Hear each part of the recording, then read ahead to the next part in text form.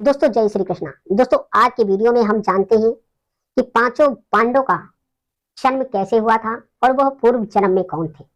तो आइए वीडियो को शुरू करते हैं और हम जानते हैं कि पांच पांडव पूर्व जन्म में कौन थे। दोस्तों ये बात उस समय की है जब महाभारत का युद्ध समाप्त हो गया और धर्मराज युधिष्ठिर ने राजसूय यज्ञ का अपने मन में विचार बनाया। दोस्तों यज्ञ प्रारंभ हुआ और जब धर्मराज युधिष्ठिर ने ब्राह्मणों को उस यज्ञ में सम्मिलित होने के लिए आमंत्रित किया तो ब्राह्मणों ने मना कर दिया। ब्राह्मणों ने कहा कि आपने घोर पाप किया है, आपने अपने भाई अपने परिवारजनों की बेरहमी से हत्या की है, इसलिए मैं आपके घर का ना तो अन्न ग्रहण करूंगा और ना ही आपके किसी भी धर्म कार्य में सम्मिलित रहूंगा।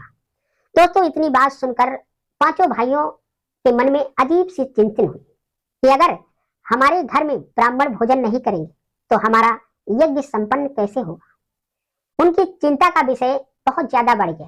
तब उनके मन में विचार आया कि क्यों ना इस चिंता का विचार हम भगवान श्री कृष्ण से कहें, वो हमें कोई ना कोई रास्ता जरूर बताएंगे।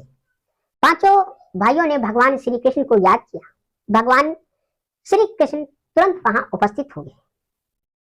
भगवान श्री कृष्ण को सारी समस्या कह सुनाई गई। भगवान श्री कृष्ण ने कहा कि आप चिंता मत करो, आपका यज्ञ पूर्ण होगा और आपके यज्ञ में भोजन ब्राह्मण भी करेंगे। इतना कहकर भगवान श्री कृष्ण ऋषि कश्यप के आश्रम में जा पहुंचे। दोस्तों ऋषि कश्यप ध्यान में बैठे हुए थे। भगवान श्री कृष्ण पहुंचते ही ऋषि कश्यप को प्रणाम किया और उन्हें उस यज्ञ का निमंत्रण दे दिया। ऋषि कश्यप ने नेत्र खोले और कहा कि आप कौन हैं और आप ये निमंत्रण मुझे देने क्यों आए।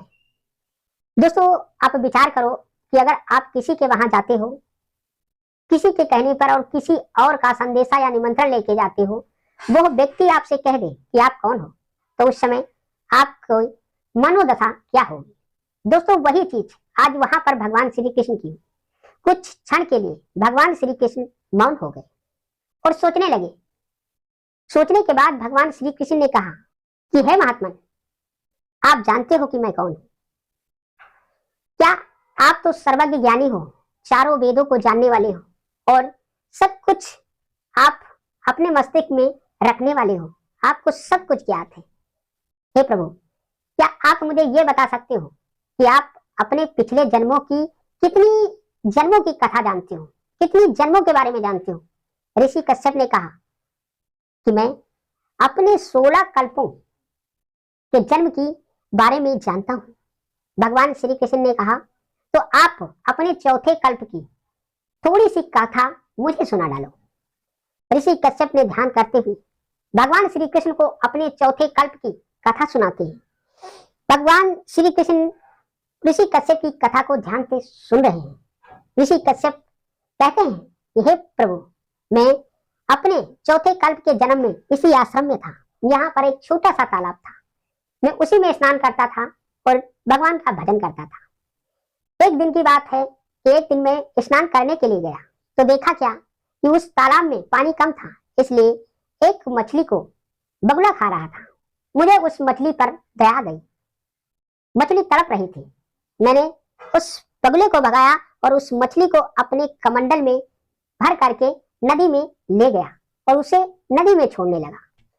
जब नदी में उसे छोड़ रहा था तो वो मछली कहने लगी कि हे महात्मन, आपने हमारी मदद की है, हमारे प्राण बचाए हैं। अगर जीवन में कभी भी आपको कोई संकट आए तो आप मुझे याद करना, उस संकट से मैं आपको निकाल दूंगी। ऋषि कश्यप कहने लगे कि उस समय मैंने विचार किया कि अभी तो ये प्राण विहीन थी, एक बगुले से अपने प्राण बचा रही थी, अब मैंने इसको बचा करके इस जल में छोड़ा है तो अब ये मुझसे कह रही है कि मुझे कभी आवश्यकता पड़े तो मैं इसे मदद के लिए पुकारूं।